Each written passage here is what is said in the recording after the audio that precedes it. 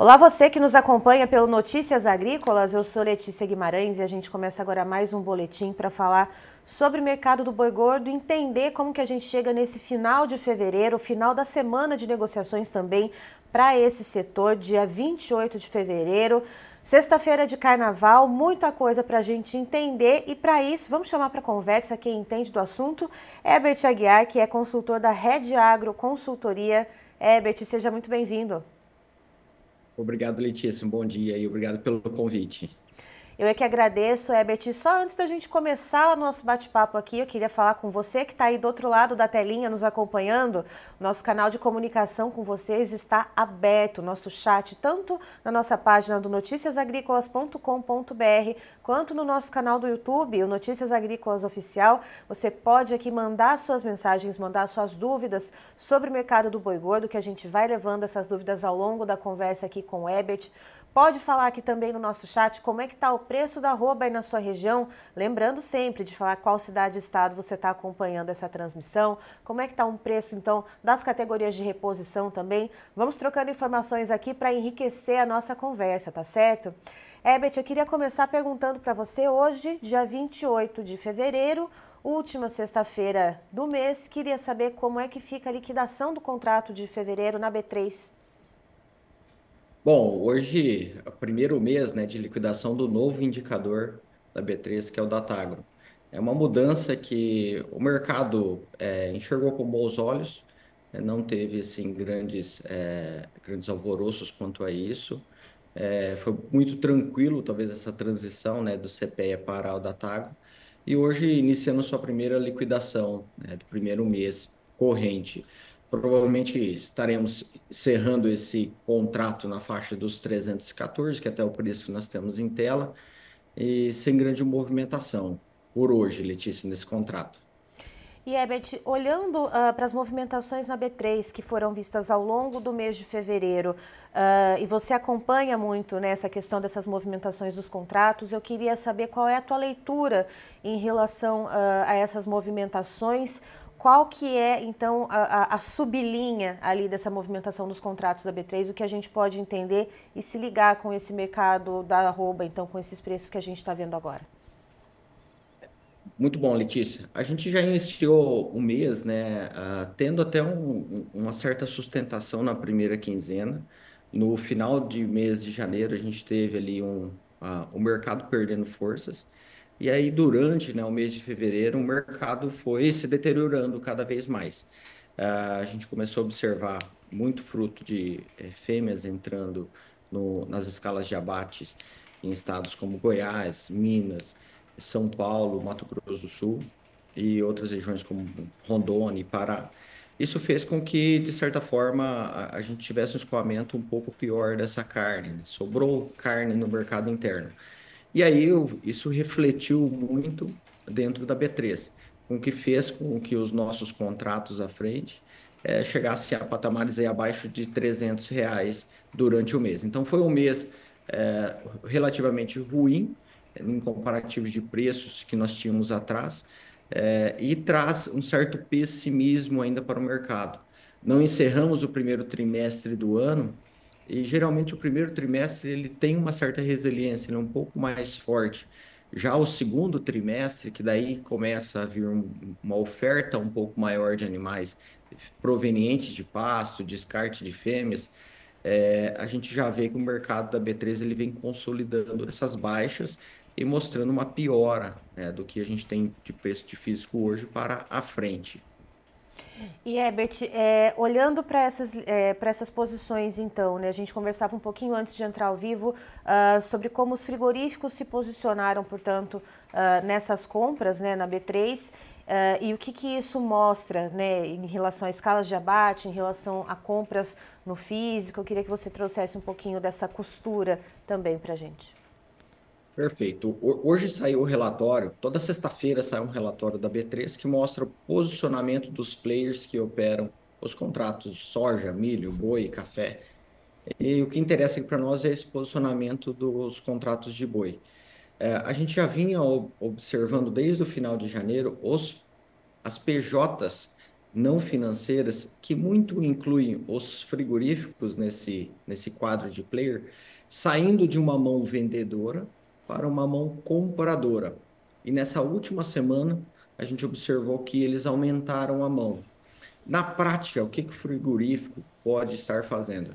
Ele está vendo que os contratos à frente estão patamares mais baixos, ao invés dele alongar a escala pagando preços ainda mais altos, ele vai fazendo sua gestão de risco comprando esses contratos à frente e deixando para originar boi mais à frente também. Outro ponto que eles vêm procurando fazer é se preparar para o ano para não passar aquele sufoco que eles passaram no semestre do ano passado.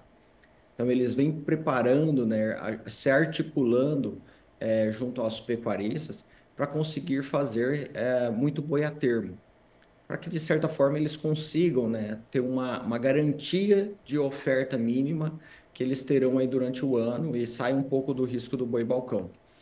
Não tem conseguido tanto sucesso, porque alguns indicadores que eles vêm oferecendo não está atrativo para o pecuarista. Para quem está fora da base de São Paulo, vem vindo um diferencial de base que não é aceitável, não é interessante para o pecuarista poder garantir oferta para o frigorífico. Então, eles têm buscado diversas formas para conseguir fazer isso, porque eles sabem que durante o ano vai ser um pouco mais apertado. E voltando para essa posição dos players na bolsa, um ponto que a gente destaca é quem vem derrubando o preço, né? E aí a gente vê pessoas físicas batendo no contrato futuro. Como batendo? Seria vendendo contrato futuros. Então, pessoas físicas hoje é o player que mais tem posição em aberta de venda na B3. O que que acontece com isso? Pessoa física está vendendo, ele quer que esse preço caia para ele conseguir adquirir ali uma receita, né? Um lucro nessa operação. Então, ali envolve especuladores e também produtores que, de certa forma, utilizam desse derivativo para poder fazer a gestão de risco. E Herbert, tendo esse cenário então do frigorífico ele já se protegendo, você trouxe alguns cenários, né, que podem acontecer ali aqui num curto prazo, curto médio prazo, né, dessa questão de tentar fechar boi a termo com os pecuaristas, algo que não tem funcionado muito. Eu queria saber se, olhando para essas posições que os frigoríficos têm tomado na B3 nesse momento, se isso pode afetar os preços um pouco mais para frente, tanto na B3, inclusive também no físico. Isso dá uma sustentação para a B3, porque se o frigorífico também estivesse entrando, construindo posição de venda, provavelmente a gente estaria vendo preços caindo um pouco mais. Então, isso vai dando uma certa sustentação, porque o que que a bolsa reflete? Ela reflete a expectativa de qual será o preço do físico lá na frente. Então, o frigorífico, as pessoas que estão ali negociando esses contratos, eles esperam ganhar dinheiro com a operação e outros fazer gestão de risco da atividade. Esperar para frente, o que que esse pessoal espera? Justamente que a gente tenha uma menor oferta nos próximos meses, que a gente vai diminuir principalmente o volume de animais sendo direcionado para o abate. Talvez conseguiremos nos próximos meses enxergar uma forma de retenção dessas fêmeas, e aí isso vai causar uma corrida, provavelmente, para preços maiores no decorrer do ano. Então, olhando para o ponto de vista de risco, né, quando você tem um risco do preço subir durante o ano, você aproveita, né, alguma forma de conseguir fazer isso. Se o frigorífico tivesse conseguido, talvez, fazer boi a termo, estivesse conseguindo garantir volumes para o ano, Letícia, provavelmente ele estaria invertendo essa mão, tá? E aí talvez ele começaria, ao invés de continuar comprado em contratos futuros, ele começa a desmontar essas posições e começam a entrar em venda para defender daí o quê? Aquele boi que ele já fez a termo. E Herbert, agora que a gente olha então para o mercado, a gente estava falando muito do mercado futuro, eu queria falar com você do mercado físico. Como que a gente está vendo essa pressão, portanto, nas principais praças? Nessa última semana eu estava conversando com vários analistas, a gente recobrou, né, aquela semana em que o preço no Mato Grosso, ele deu uma descolada ali de São Paulo, ele foi o último a ter aquele aumento ali visto em janeiro, mas também foi o último a receber a pressão baixista. Queria que você trouxesse um pouco o panorama de como a gente está no físico nessa sexta. Perfeito.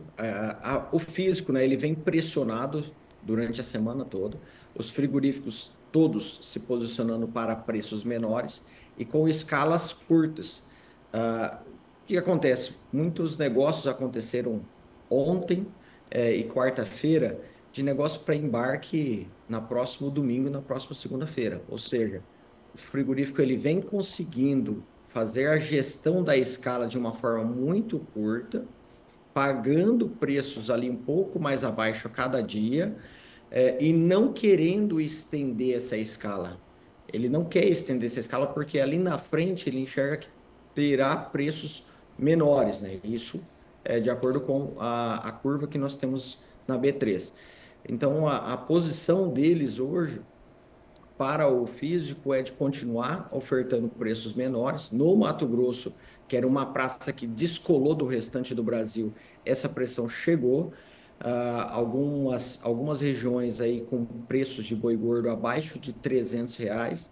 E aí, como o estado é muito grande e a gente tem uma variação de indústrias um pouco mais presente em algumas regiões, você tem algumas praças ainda com preços próximos de São Paulo, na faixa de 305 a 310, e outras de 290 a R$ 300. E aí, a hora que você vai para Rondônia, Pará, aí a coisa vai ficando um pouco pior, né? Sazonalmente, essas praças têm um diferencial de base para São Paulo do primeiro semestre bastante ruim. Essa diferença para São Paulo ela aumenta muito no primeiro semestre. O Goiás também vem sofrendo bastante e possivelmente a gente deve entrar no mês de março ainda com uma pressão por parte dos frigoríficos em conseguir originar esse boi gordo e vaca, né, a preços talvez menores do que foi essa semana agora de fevereiro. E a Beth, o pecuarista ele vai ficando ali num momento em que ele já não vai ter muita chance de reter esse animal numa tentativa ali de repente ter um preço melhor de venda, de travar uma queda de braço com o frigorífico. Como é que estão a situação das pastagens Brasil afora para a gente entender também um pouco disso, né? Quais são as possibilidades que o pecuarista tem aí de resistir um pouco nessa situação? Perfeito. Esse ano diferente do que foi o ano passado, a gente tem um ano muito bom de chuvas. Então nós estamos vendo uma qualidade de pastagem muito boa. Precisava ter um pouco mais de sol para fazer a planta fazer fotossíntese, né? E melhorar ainda mais a qualidade vegetal dela.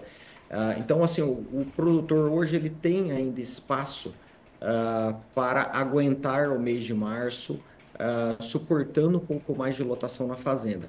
Só que daí ele começa a fazer uma relação entre você sair de um animal pesado, né, e poder repor um animal mais leve para poder talvez aproveitar o que vem pela frente, que no que nós entendemos, um ciclo de alta que deve ocorrer durante o ano.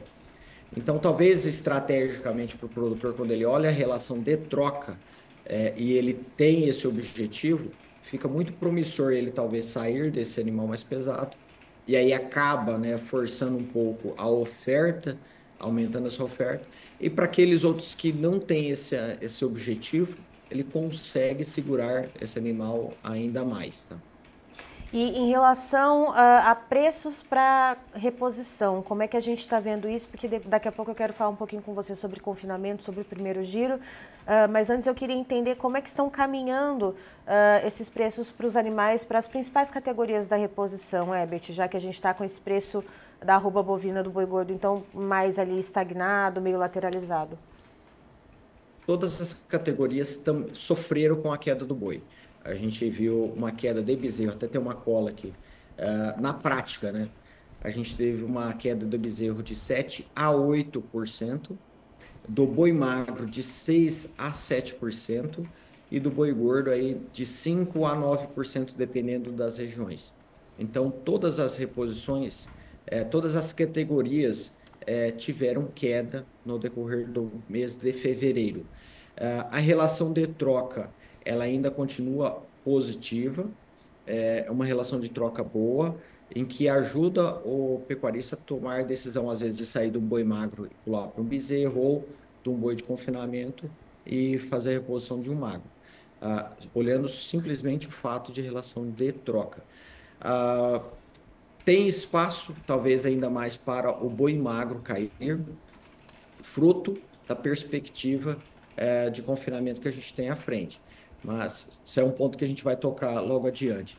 Então, o ágio do bezerro, a gente viu que ele continua elevado, ele terá espaço para aumentar ainda mais, só que agora vem a oferta, né, a safra de bezerro no decorrer dos próximos meses, e isso pode talvez fazer com que esse bezerro caminhe um pouco de lado durante os próximos meses aí, talvez tendo essa oferta entrando no mercado. E com essa informação que você terminou essa linha de raciocínio, eu queria saber, Herbert, qual que é a razão, então, já que a gente vai ter essa safra de bezerros, mas ao mesmo tempo eu queria saber qual que é o tamanho dessa safra, por causa que a gente vem ali de um descarte de fêmeas já pelo menos desde 2023, e por que deve haver essa pressão, portanto, no preço dos bezerros, já que a gente teve ali um descarte massivo de fêmeas?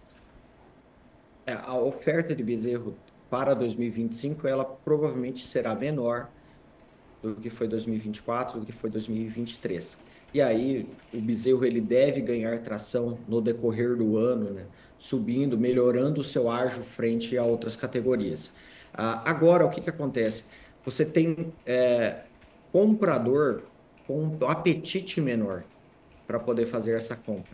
Quando você vê o mercado caindo, quem precisa comprar espera um pouco mais para começar talvez a fazer essas compras. Então você tem às vezes grandes compradores que se retraem do mercado, diminui a liquidez e aí faz com que a oferta de bezerro que apareça, você encontre uma pressão menor, né, pelo lado do comprador.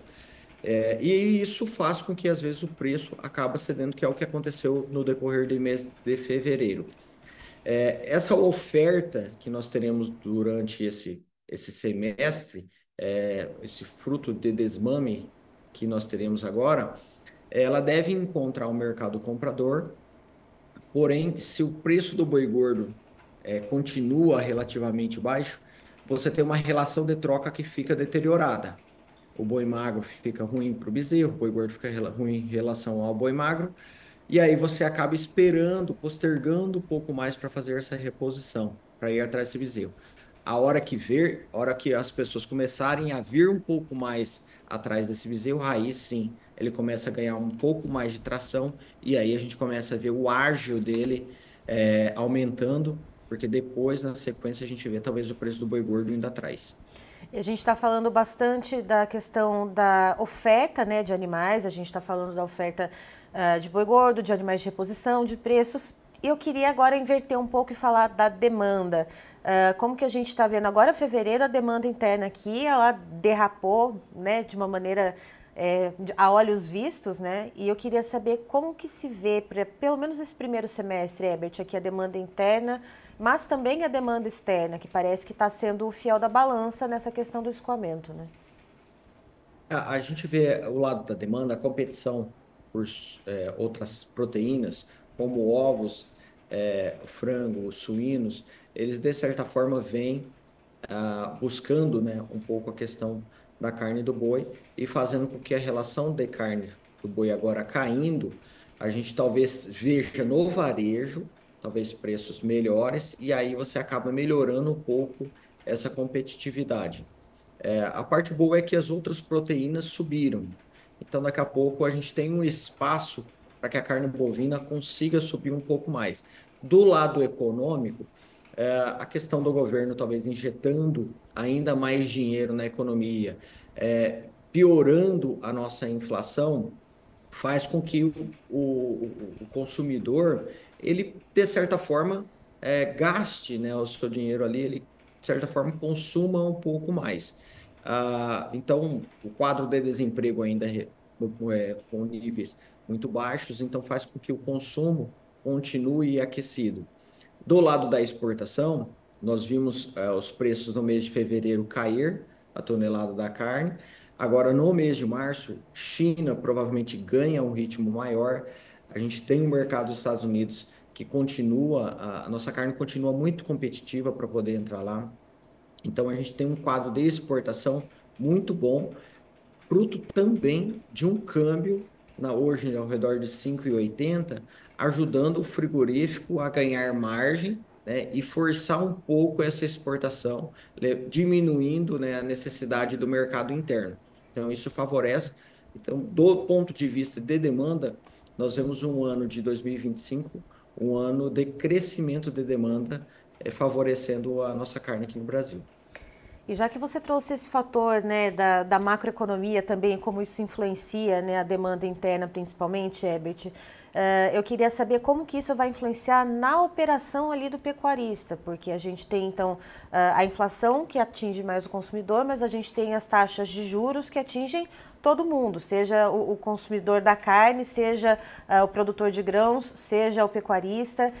Eu queria saber como é que essa taxa de juros elevada e que possivelmente pode afetar também os juros do Plano Safra, como que isso já está sendo ali, como que está no radar, né, de vocês que são especialistas e também dos pecuaristas? Essa questão do dinheiro, ele vai tirar o apetite de muita gente fazer novos investimentos, de talvez renovar alguns custeios, de pegar dinheiro no banco. Então, isso tira bastante liquidez do mercado.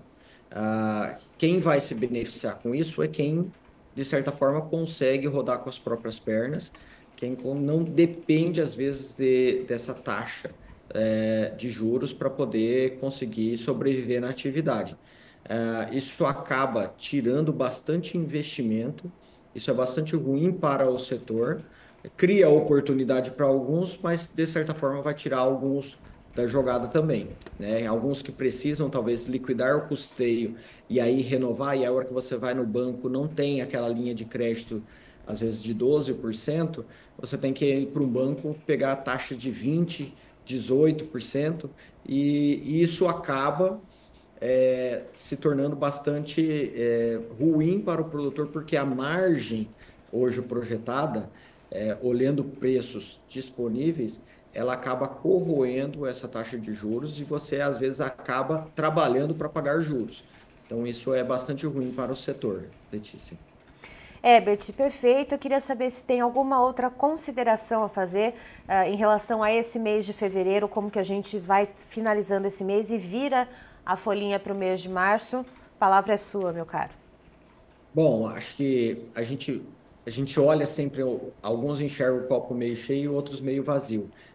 Olhando para frente, quem vai iniciar alguma engorda, quem está fazendo contas para viabilizar o confinamento agora, na próxima semana, no início de março, ele está enxergando, de certa forma, uma rentabilidade menor do que o CDI. E aí vai tirar o apetite de muita gente, talvez, iniciar a engorda no mês de março e talvez postergar isso um pouco mais à frente. O quadro é que talvez com esse apetite menor que nós teremos agora de confinamento, visto hoje o preço do boi magro, custo do milho e outras proteínas para compor, né, esse custo do confinamento, custo de juros também, vai fazer com que talvez esse mercado de confinamento se estenda um pouco mais. Isso talvez cria uma oportunidade para quem tem apetite ao risco. Porque hoje você fazer uma engorda, fazendo uma trava, fazendo ali talvez um seguro para se defender, você às vezes já fica, você sai no prejuízo da sua simulação. Talvez isso possa ser algo positivo. Perfeito, Herbert, muito obrigada pela participação. Você é sempre muito bem-vindo aqui no Notícias Agrícolas. Bom final de semana, bom feriadão de carnaval e até a próxima. Muito obrigado, Letícia, pelo convite. Bom feriado. Tá aí, estivemos com o Herbert Aguiar, que é consultor da Rede Agro Consultoria, nos trazendo, portanto, as informações de como a gente encerra esse mês de fevereiro, né, e justamente também essa semana de negociações nesta sexta-feira, dia 28 de fevereiro, para o mercado do boi gordo. E o Herbert, ele traz algumas informações para a gente, principalmente sobre a liquidação do contrato de fevereiro na B3, que deve fechar ali, então, com uma média de R$ 314. Herbert também traz alguns dados sobre os contratos na B3, quem está ali mais comprado, quem está ali mais vendido. E, de acordo com ele, as posições mais compradas são das pessoas jurídicas não financeiras, ou seja, aquelas que não são bancos, e principalmente isso inclui, nesse pacote da pessoa jurídica não financeira, são os frigoríficos. Então, eles estão numa posição de mais comprados, e isso significa, isso desde pelo menos no dia 6 de fevereiro, segundo o Herbert, que acompanha semana a semana os relatórios da B3. E isso mostra, então, que os frigoríficos, eles estão fazendo uma gestão de risco, eles estão comprando ali o gado mais na B3, mais no futuro, e evitando comprar no físico, né? Olhando justamente para essas baixas. É esse contexto que o Herbert traz para a gente. E já que nós estamos falando de preço, já que nós estamos falando da B3, Pedro, por favor, os preços na tela. Vamos lá, vamos entender como é que estão os preços na B3, portanto, nesta última sexta-feira do mês de fevereiro, sexta-feira de carnaval, e estamos vendo aí tudo em queda. Fevereiro já saiu da tela, a gente vê o março, então, com uma queda de 0,26%, arroba bovina valendo R$ 302,60. O abril, ele cai 0,27%, com a arroba cotada a R$ 300,50. Junho tem uma retração de 0,23%, com a arroba valendo neste momento R$ 300,10. E o referencial do CPEA para o boi gordo para o estado de São Paulo, ele está estável em R$ 311,40. Vamos dar um giro pelas notícias do mercado do boi gordo, começando com as informações da Scott Consultoria. Queda nas cotações do mercado do boi gordo em São Paulo, algo que tem sido recorrente ao longo dos últimos dias. Você que nos acompanha com mais frequência aqui no Notícias Agrícolas. Então vamos destrinchar essas informações dessa análise da Scott juntos. Com o mercado ofertado em escalas confortáveis, em média de 10 dias úteis, os preços seguiram pressionados, com queda de cerca de R$ 3,00 por arroba para o boi gordo comum e R$ 2,00 por arroba, para as demais categorias. No entanto, com as vendas de carne em ritmo lento, algumas unidades frigoríficas permaneceram fora das compras. Agora, Rio Grande do Sul também pela Scott Consultoria. Na região oeste do estado, o mercado esteve equilibrado, com a oferta suprindo a demanda. Dessa maneira, a cotação não caiu. Na região de Pelotas, a oferta reduzida não tem sido suficiente para suprir a demanda, havendo a necessidade de compra de carne vinda de outros estados. Com isso, o preço do boi gordo lá na região de Pelotas teve alta de 10 centavos por quilo. Para as fêmeas, o preço não mudou. Região sul da Bahia, para quem nos acompanha por aí, essa análise da Scott traz a seguinte informação, que com o aumento das ofertas e escalas de abate alongadas, o preço caiu em todas as categorias lá no estado. A cotação do boi gordo e da novilha cedeu R$ 3,00 por arroba, para a vaca a queda foi de R$ 5,00 por arroba. E na região sudeste de Rondônia, a região teve um cenário de ofertas razoáveis, com destaque para as fêmeas, além do escoamento da carne mais lento. As escalas estão atendendo, em média, 11 dias. E o preço do boi gordo e da novilha, lá na região sudeste de Rondônia, caiu em torno de R$ 3,00 por arroba. Para a vaca, a queda foi de R$ 2,00 por arroba. Vamos dar uma passada agora pelas informações do aplicativo da AgroBrasil. No estado de São Paulo, a média dos preços ficou mais ou menos ali na casa dos R$ 317,61, fechamento do finalzinho da tarde de ontem, com escala para 9 dias. Vamos seguir aqui aprofundando essas informações. Então, o estado de São Paulo captou registro com valores entre R$ 320, divulgando ali a sua média de R$ 317,61 a arroba. Já as escalas, segundo a apuração da AgroBrasil, ficaram na casa dos 9 dias úteis. No Mato Grosso do Sul, o registro que foi captado foi de R$ 305, com uma média de R$ 298,67 por arroba nos negócios feitos. Escalas, de acordo com a AgroBrasil, em torno de 8 dias úteis. No Pará, o registro foi de R$ 285 por arroba, e a média foi de R$ 280,70 por arroba, com escalas em torno de 7 dias úteis.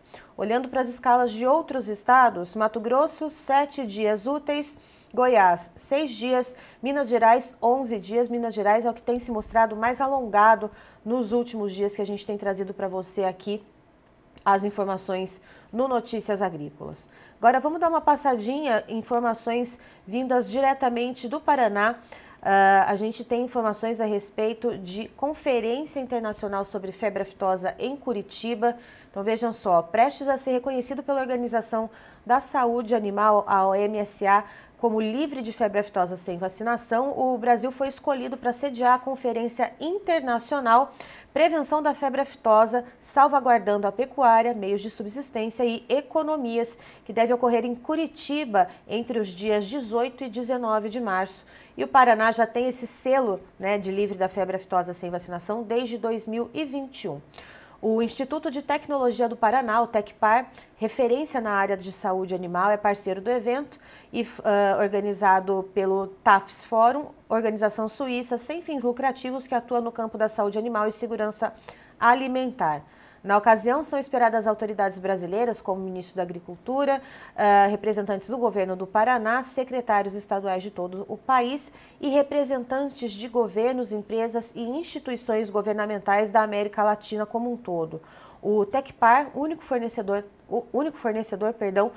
da vacina antirrábica veterinária ao Ministério da Saúde e que hoje constrói o novo laboratório de pesquisa e produção de insumos para diagnósticos veterinários para produzir insumos para o diagnóstico da brucelose, tuberculose e leucose bovina, deve anunciar uma nova frente de atuação veterinária durante o evento com ações para o controle da febre aftosa. De acordo com o diretor-presidente do Tecpar, o Celso Kloss, a febre aftosa continua sendo um desafio significativo para a saúde animal, com consequências globais de longo alcance, e esse evento é uma oportunidade de debater os impactos da doença. A América do Sul ela tem um histórico notável de esforços dedicados ao controle da doença e que levaram à erradicação por parte de alguns estados, principalmente sem a vacinação na maioria dos países do continente americano. Tem um desafio esse alcance, né, de chegar então à erradicação da febre aftosa sem vacinação. Então, o que diz o presidente do Tecpar? A América do Sul ela tem um histórico notável desses esforços dedicados no controle da doença, que levaram à sua erradicação por meio da vacinação na maioria dos países do continente. A cessação da vacinação preventiva, ela marca uma mudança significativa nas estratégias tradicionais de controle da febre aftosa na região, trazendo novos desafios e riscos. O Paraná ele vai, como eu disse, né, vai chegar em 2025 completando 4 anos sendo reconhecido com o status de área livre de febre aftosa sem vacinação. Segundo essas informações do Tecpar, essa conquista ela vem de 50 anos de trabalho e parceria entre a iniciativa privada e entidades representativas do agronegócio e governo estadual. A campanha de vacinação, que acontecia 2 vezes por ano, ela foi substituída pela atualização de rebanhos. O cadastro ele é obrigatório para garantir a rastreabilidade e a sanidade dos animais. Então, essa é a informação que a gente tem sobre esse controle da febre aftosa. Então, pontuando, né, que Curitiba vai sediar, portanto, esse evento muito importante para debater, portanto, os avanços em relação à febre aftosa, ao Brasil ser declarado futuramente como um território como um todo livre da febre aftosa sem vacinação. Antes de terminar, eu queria falar com você aí que está nos assistindo do outro lado da tela. O Notícias Agrícolas tem uma programação diária ao longo, portanto, das horas, muito completa para você que nos acompanha. Então, fique ligado aí, seja com o seu notebook, seja ali com o celular, você acompanha várias transmissões, vários programas e boletins ao vivo durante todo o dia, começando logo às 8 da manhã com o Bom Dia Agronegócio. Carla Mendes chegando com uma abertura de mercado muito completa para você, trazendo informações sobre macroeconomia, geopolítica, agronegócio, entrevistas e tudo isso muito bem costurado para que você tenha as primeiras informações do dia e que, segundo a Carlinha, ela mesma fala, que vão guiar o seu dia e os seus negócios. Portanto, essas primeiras informações que vão ali se desdobrando ao longo do dia, que você pode acompanhar, claro, esses desdobramentos no Notícias Agrícolas. Às 9 da manhã, o Guilherme Dorigatti assume a bancada aqui desse estúdio e começa o Realidades da Safra. Esse quadro que traz, portanto, produtores de todo o Brasil ou lideranças de sindicatos rurais, de aprosojas, de norte a sul, de leste a oeste do país, para trazer, portanto, as informações de como estão as safras de várias commodities agrícolas plantadas aqui no Brasil em loco. Notícias Agrícolas, para mais do que divulgar as informações oficiais, seja do governo federal, seja de governos estaduais, municipais ou de entidades representativas, de quais são as estimativas para determinada safra, o Realidades das Safras ele serve justamente para mostrar para você, produtor rural de outra região do país, como é que está a situação ali, naquela outra região, portanto, que cada dia no Realidades da Safra tem regiões diferentes, portanto, produtores diferentes dando entrevistas. Então, a gente traz sim as informações oficiais, as informações de consultorias, mas também traz o que está acontecendo diretamente no campo. Às 10 da manhã, previsão do tempo com Erickson Cunha, sempre com um meteorologista de gabarito para você entender como é que vai ficar o clima aí na sua região, quais são as possibilidades para que você faça os seus tratos culturais, para que você faça o seu trabalho de colheita ou de plantio, dependendo aí de qual cultura você esteja ali cultivando na sua propriedade. E claro, sempre tem uma interação muito bacana durante os boletins da previsão do tempo, justamente porque tem gente que informa como é que está o tempo ali na região ou pergunta, e o Erickson faz sempre essa ponte com o meteorologista para levar para você, portanto, as melhores informações e mais bem apuradas. Às 11 da manhã eu chego aqui então com o Mercado do Boi Gordo, também todos os dias uma entrevista com um especialista diferente, seja um analista de mercado, seja um pecuarista, seja um consultor, um pesquisador, enfim, sempre um ponto de vista diferente para que você, pecuarista, ou você que faz parte da cadeia da pecuária de corte, que está aí do outro lado da telinha, consiga então captar as informações que fazem sentido para você e tomar as melhores decisões.